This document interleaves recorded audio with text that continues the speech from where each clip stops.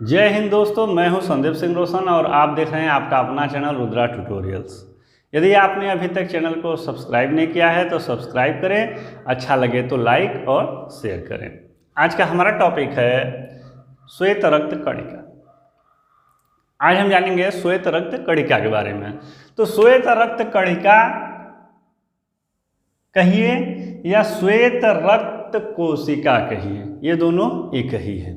ठीक है, इसको अंग्रेजी में WBC कहते हैं। क्या कहते हैं? WBC। W से वाइट, B से ब्लड, C से सेल। तो क्या हुआ? श्वेत रक्त कोशिका या कणिका, वाइट ब्लड सेल। ठीक है, इतना तो आप लोग जान गए होंगे।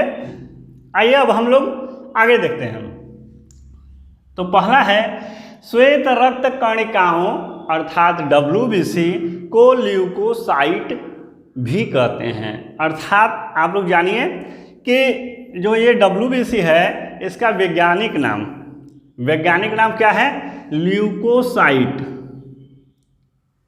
Scientific name leucocytes. अब ये ल्यूकोसाइट्स जो है ना, ये शब्द यूनानी है। ठीक है, तो ये शब्द कौन सा है? यूनानी। यदि इसका संधि विच्छेद कर दिया जाए तो ये हो गया ल्यूकोस का मतलब सफेद, और काइटोस, ये दो शब्दों से मिलकर बना हुआ है, ल्यूकोस और काइटोस से। तो ल्यूकोस का मतलब हो गया सफेद, काइटोस का मतलब हो गया कोशिका, सफेद कोशिका। ठीक है, हम लोग क्या क्या जाने? WBC जो होता है उसका वैज्ञानिक नाम ल्यूकोसाइट्स, और ये एक यूनानी शब्द है जो कि ल्यूकोस और काइटोस से मिलकर बना हुआ है। ठीक है, अब अगला हम लोग देखते हैं। WBC को हीमोग्लोबिन के अभाव के कारण तथा रंगहीन होने के कारण श्वेत रक्त कणिकाएं भी कहते हैं। तो इसमें क्या होता है?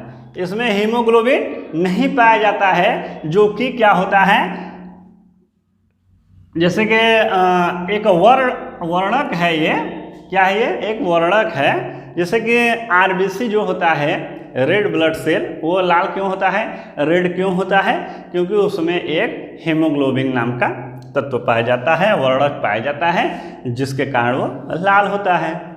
तो इसमें क्या है कि इसमें किसी प्रकार का वर्णक नहीं है, कोई भी रंग नहीं है, और इसमें हीमोग्लोबिन भी नहीं है।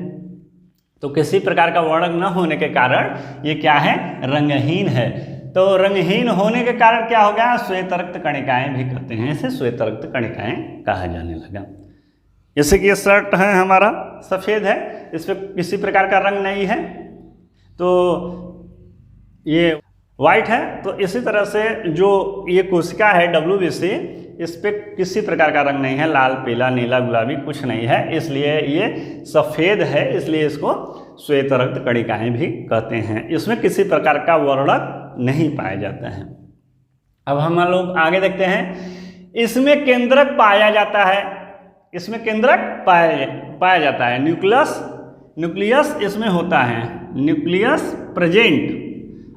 तो ठीक है, इंग्लिश वाले ध्यान देंगे, केंद्रक मतलब न्यूक्लियस। ठीक है, तो इसमें न्यूक्लियस प्रेजेंट होता है, तो इसमें केंद्रक पाया जाता है, और ये अमीबा के समान अनियमित आकार की होती हैं। जिस प्रकार से एक कोशिका में आप लोग हमारा वीडियो देखे होंगे तो देखे होंगे, नहीं तो जानते भी होंगे कि अमीबा एक ऐसा जंतु है जिसका आकार कोई निश्चित नहीं होता है, वो अपना आकृति हमेशा बदलता रहता है। तो यदि आपने एक कोशिका के बारे में, अमीबा बारे में नहीं जानते हैं, तो हमारे आई बटन पर जाके एक कोशिका का वीडियो देख सकते हैं। तो अमीबा के समान अनियमित आकार की होती है, मतलब कि WBC का कोई आकृति निश्चित नहीं होती है। अगला देखते हैं। इसकी संख्या मनुष्य के शरीर में 6000 से 8000 प्रति घन मिमी होता है। तो इसकी संख्या क्या होता है? प्रति घन मिलीमीटर। क्या हुआ? ये एक घन मिलीमीटर में इसकी संख्या कितनी होगी? 6000 से लेके 8000 तक, ये 9500 तक भी जा सकती है 9,500 तक। ठीक है, अब अगला हम लोग देखते हैं WBC की उत्पत्ति और उत्पादन। अस्सी मज्जा की मतलब कि चाहे RBC हो, चाहे WBC हो, चाहे प्लेटलेट्स हो, इसका जन्म कहाँ होता है? अस्थि मज्जा में। अस्थि मज्जा को अंग्रेजी में बोन मैरो कहते हैं। तो आप लोग एक चीज़ का ध्यान दीजिएगा कि यदि आप मोटा समझना चाहते हैं तो ये समझिए कि बोन मैरो में ही हमारा ब्लड का निर्माण होता है, चाहे WBC हो, चाहे RBC हो, चाहे प्लेटलेट्स हो। अगर बहुत डिटेल में जानना है तो WBC की उत्पत्ति और उत्पादन अस्थि मज्जा मतलब बोन मैरो की एक मल्टीपोटेंट हीमेटोपोइएटिक स्टेम सेल से होता है। एक अस्थि मज्जा में एक सेल पाया जाता है जो होता है हीमेटोपोइएटिक और मल्टीपोटेंट। ठीक है, तो आप लोग इसको भी जान जाएं तो ठीक है, अस्थि मज्जा या बोन मैरो में होता है। ठीक, ये अगर याद नहीं भी करेंगे तो भी चलेगा, लेकिन इसको भी ध्यान दीजिएगा। आगे देखते हैं हम लोग इसका जन्म कभी कभी यकृत और स्प्लीन प्लीहा में भी होता है। ठीक है, इसका जन्म कभी कभी यकृत मतलब लीवर और प्लीहा मतलब स्प्लीन में भी होता है, ध्यान दीजिएगा। इसका औसत जीवन काल 3 से 4 दिन होता है। इसका औसत जीवन काल क्या होता है? ये 3 से 4 दिन तक जीवित रहता है। ठीक है, औसत लगभग निश्चित नहीं है कि 3-4 दिन पे ही इसकी मृत्यु हो जाएगी, लेकिन लगभग ये 3 से 4 दिन तक जीता है। 5 दिन भी हो सकता है, 2 दिन भी हो सकता है। ठीक है, इसकी मृत्यु प्लीहा अर्थात स्प्लीन में होती है। तो प्लीहा को प्लीहा भी कहा जाता है, स्प्लीन भी कहा जाता है और तिल्ली भी कहा जाता है। तो ध्यान दीजिएगा, इसकी मृत्यु प्लीहा में होती है और इसका जीवन काल कभी भी किसी प्रकार के यदि आप परीक्षा दे रहे हैं तो उसमें 3 से 4 दिन ही होगा। आइए अब हम लोग अगला देखते हैं। WBC संख्या में RBC से कम होती है। तो RBC से क्या होता है? WBC कम होता है। WBC आकार में RBC से बड़ी होती है। क्या होता है ये? RBC से बड़ी होती है WBC। तो आप लोग यदि मैं आपको इसके बारे में डिटेल बता दे रहा हूँ कि जो WBC होता है, WBC वो बड़ा होता है किससे? प्लेटलेट से।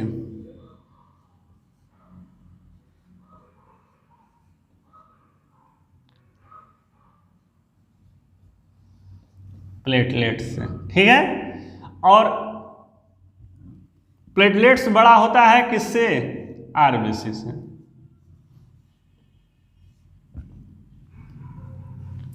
तो हम लोग जान गए कि सबसे बड़ा ब्लड में कोशिका किसका होता है, सेल किसका होता है? WBC का। और सबसे छोटा किसका होता है? RBC का। प्लेटलेट्स मध्य में है। तो मतलब कि प्लेटलेट्स WBC से छोटा और RBC से बड़ा। तो सबसे बड़ा सेल किसका हुआ? WBC का। उससे छोटा कौन हुआ?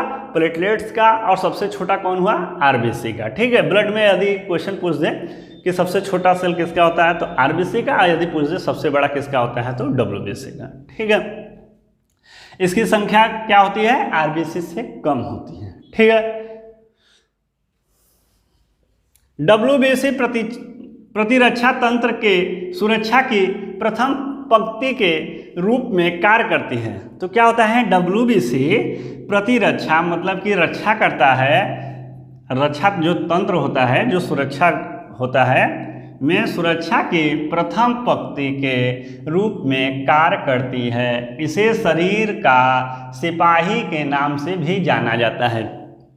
तो ध्यान दीजिएगा, WBC जो होता है RBC से कम होता है, क्योंकि किसी भी देश का जो सैनिक होता है, जो मिलिट्री होता है, तो मिलिट्री में क्या होता है, वो हमेशा जनसंख्या से कम होता है। तो जो RBC है ये एक व्यापारी वर्ग है। ये क्या करता है? ये अपना पूरे कोशिकाओं को ऑक्सीजन पहुंचाना, भोज्य पदार्थ पहुंचाना, ये सब कार्य करता है। लेकिन ये जो WBC है ये युद्ध करता है, ये क्या है, सैनिक है, ठीक है, सैनिक है। तो हमेशा किसी भी देश का, किसी भी देश में आप चले जाइए तो वहाँ पे उसके आम नागरिक के अपेक्षा सैनिक कम होते हैं, ठीक है। तो क्या हुआ, तो कम इसलिए हुआ क्योंकि ये एक सैनिक है, ये एक योद्धा है, ठीक है। ये क्या है, एक फाइटर सेल है, ये फाइट करते हैं, योद्धा सेल कोशिकाएं हैं। तो ये क्या हुआ, एक योद्धा होने के कारण इनकी संख्या शरीर में कम होती है, ठीक है। ये प्रतिरक्षा तंत्र में सुरक्षा की प्रथम पंक्ति मतलब सबसे पहले यही युद्ध करते हैं। जैसे हमारा BSF हुआ हमारे देश का, तो BSF क्या हुआ, बॉर्डर सिक्योरिटी फोर्स है। बॉर्डर पे कोई भी प्रॉब्लम होता है तो उसको पहले BSF देखता है, उसके बाद वो यदि वहीं पे अगर सुलझ जाए तो ठीक, नहीं तो उसके बाद उसके आगे की कार्रवाई होती है। तो ये क्या करता है, हमारे शरीर में जो भी कीटाणु हिलते हैं, वायरस प्रवेश करते हैं, तो सबसे पहले किससे उसका भेंट होता है, WBC से। WBC पहले ही उसके ऊपर आक्रमण कर देता है। यदि वो मार दिया तब तो ठीक है, नहीं मारा तो उसकी प्रोसेस आगे बढ़ेगी, कार्य करती है। इसे शरीर का सिपाही के नाम से भी जाता है। आप यहाँ पे सिपाही कर लीजिए, सैनिक कह लीजिए, योद्धा कह लीजिए, सुरक्षा गार्ड कह लीजिए, चाहे जो, तो ये ऐसा है, ठीक है। तो ये क्या है, हमारे शरीर में एक प्रकार से हमारी सेना है। कौन, WBC, ये हमारे शरीर की सुरक्षा करती है। अब आगे देखते हैं, रक्त में WBC की संख्या का अनियमित रूप से बढ़ना। देखिए WBC का बढ़ना नहीं है, यहाँ पर WBC का बढ़ना नहीं है, ध्यान दीजिएगा, अनियमित रूप से। जैसे अनियमित रूप से कोई भी चीज़ अनियमित होने लगे तो वो दिक्कत हो जाता है। तो अनियमित का मतलब होता है जो कि अपने नियमानुसार न हो, ठीक है, ये नियम के एकदम अलग जो हो। तो अनियमित रूप से बढ़ना ल्यूकेमिया। तो जब हमारा WBC हमारे शरीर में अनियमित रूप से बढ़ना शुरू हो जाए तो उसे ल्यूकेमिया कहलाता है, ठीक है। ल्यूकेमिया WBC का एकाएक, ठीक है, क्या एकाएक अनियमित रूप से, जिसमें कोई नियम न हो, कोई रूल्स काम न करे और वो बढ़ता चला जाए तो उसे ल्यूकेमिया कहलाता है, ठीक है, ध्यान दीजिएगा। जिसे हम ब्लड कैंसर भी कहते हैं। तो ब्लड कैंसर का कारण यही होता है कि जो WBC होता है वो अनियमित रूप से बढ़ने लगता है। किसी देश का यदि सेना बढ़े और आम जनता घट जाए तो समस्या पैदा हो जाएगा। जैसे कि कोई देश हो, उसमें अगर 10 लाख व्यक्ति हों तो उसमें 7 लाख सुरक्षा वाले हों तो दिक्कत हो जाएगा ना, तो उनका रहना खाना पीना सब समस्या हो जाए होने लगेगा, ठीक है। तो ये ल्यूकेमिया कहलाता है, जो ब्लड कैंसर भी कह सकते हैं जिसे, ठीक है, जिसे ब्लड कैंसर भी कह सकते हैं। अगला देखते हैं, रक्त में WBC की संख्या का सामान्य रूप से कम होना। मतलब सामान्य रूप से यदि वो नीचे जा रहा है WBC की जो संख्या है तो उसे ल्यूकोपेनिया कहते हैं। तो ल्यूकोपेनिया कहलाता है। ये कब होता है, जब शरीर में HIV संक्रमण हो या टाइफाइड रोग हो तो WBC क्या हो जाता है, घट जाता है। तो ठीक है, तो घटना भी नहीं सही है। तो किसी देश में यदि जो सेना है वह जितना चाहिए सुरक्षा के लिए और उससे कम हो जाए तो उस देश में हमेशा दंगे होने लगते हैं। तो उसी प्रकार जब HIV होता है तो HIV क्या करता है, WBC को घटा देता है, जिससे शरीर में नाना प्रकार के बहुत सारे बीमारियां प्रवेश कर जाती हैं। आइए देखते हैं अब अगला। WBC को 2 मुख्य श्रेणियों में बांटा गया है। तो क्या हुआ, WBC को 2 मुख्य श्रेणियों में बांटा गया है। पहला क्या है, पहला है कणिकाणु, हिंदी में बता रहा हूँ कणिकाणु, इसे अंग्रेजी में क्या कहते हैं, ग्रेन्युलोसाइट्स, ठीक है। और दूसरा है हमारा अकर्ण कोशिका, जो अकर्ण कोशिका है इसे अंग्रेजी में एग्रेन्युलोसाइट्स कहते हैं। ठीक है, तो क्या हम जाने कि WBC जो है वो क्या है कि दो भागों में बांटा गया है, पहला ग्रेनुलोसाइट्स में और दूसरा एग्रेन्युलोसाइट्स में। ठीक है, अब हम लोग आगे देखेंगे। न्यूट्रोफिल, इओसिनोफिल वह बीसोफिल कणिकाणु के प्रकार हैं। तो ये क्या है, ये कणिकाणु के प्रकार हैं। कौन कौन? न्यूट्रोफिल, इओसिनोफिल और बीसोफिल किसके हैं? कणिकाणु के। कणिकाणु मतलब ग्रेनुलोसाइट्स के। ठीक है, ये ग्रेनुलोसाइट्स के प्रकार हैं। ठीक है, वह मोनोसाइट तथा लिम्फोसाइट अकर्ण कोशिका के प्रकार हैं, अर्थात ये ग्रेन्युलोसाइट के प्रकार हैं। ठीक है, आइए इनके बारे में कुछ चीज़ जाने हम। WBC में सबसे अधिक मात्रा किसकी होती है? तो WBC में सबसे अधिक मात्रा न्यूट्रोफिल की होती है। किसकी? न्यूट्रोफिल के। कितनी होती है? 60 से लेकर 65% तक। कितना होता है? 60 से 65% तक न्यूट्रोफिल पाया जाता है। ठीक है, तो WBC में सबसे अधिक मात्रा किसकी होती है? न्यूट्रोफिल की। ठीक है, और WBC में सबसे कम मात्रा किसकी होती है? बीसोफिल की होती है। सबसे कम मात्रा किसकी होती है? बीसोफिल की होती है। ठीक है, सबसे अधिक मात्रा न्यूट्रोफिल की और सबसे कम बीसोफिल की। शरीर में ये 6 से 8% होते हैं। ये शरीर में 6 से 8% होते हैं। और ये क्या है? भक्षण कोशिकाएं हैं। ठीक है, अगर हमारे शरीर में कोई बाहरी परपोषी या कोई भी वायरस अगर हमारे शरीर में घुसता है तो उसको कौन? न्यूट्रोफिल और मोनोसाइट उसको मार देती हैं। ठीक है, उसकी भक्षण कर देती हैं। तो क्या हुआ कि न्यूट्रोफिल और मोनोसाइट्स क्या होता है? बाहरी जीवों को मार के उसका भक्षण कर देती हैं। ठीक है, तो अब हम लोग इओसोफिल के बारे में जानेंगे। तो इओसोफिल जो होता है ये WBC में 2 से 3% होता है और ये एलर्जी और संक्रमण से हमारे शरीर को सुरक्षा देती है। कौन? इओसोफिल जो होता है वो हमारे शरीर में संक्रमण और किसी प्रकार के एलर्जी से हमारे शरीर का सुरक्षा करता है। तो इओसिनोफिल क्या होता है? हमारे शरीर में संक्रमण या एलर्जी को ये ख़त्म कर देता है, संक्रमण और एलर्जी को। और लिम्फोसाइट, ये जो लिम्फोसाइट है ये 2 प्रकार का होता है। लिम्फोसाइट टी लिम्फोसाइट और बी लिम्फोसाइट। तो क्या हुआ? लिम्फोसाइट कितने प्रकार का होता है? 2 प्रकार का होता है। एक होता है टी लिम्फोसाइट और दूसरा होता है बी लिम्फोसाइट। और टी लिम्फोसाइट और बी लिम्फोसाइट क्या है? हमारे शरीर के सुरक्षा के उत्तरदायी हैं। यही हमारे शरीर के सुरक्षा में मेन भाग लेते हैं। अब हम लोग जानेंगे WBC का कार्य, मुख्य कार्य इसका क्या है। तो क्या है कार्य? WBC का कार्य को हम लोग देखेंगे तो ये एंटीजन और एंटीबॉडी का निर्माण करती है। तो ये क्या करती है? एंटीजन और एंटीबॉडी का निर्माण करती है जो हमेशा कीटाणुओं से लड़ते रहते हैं, बाहरी जीवों से।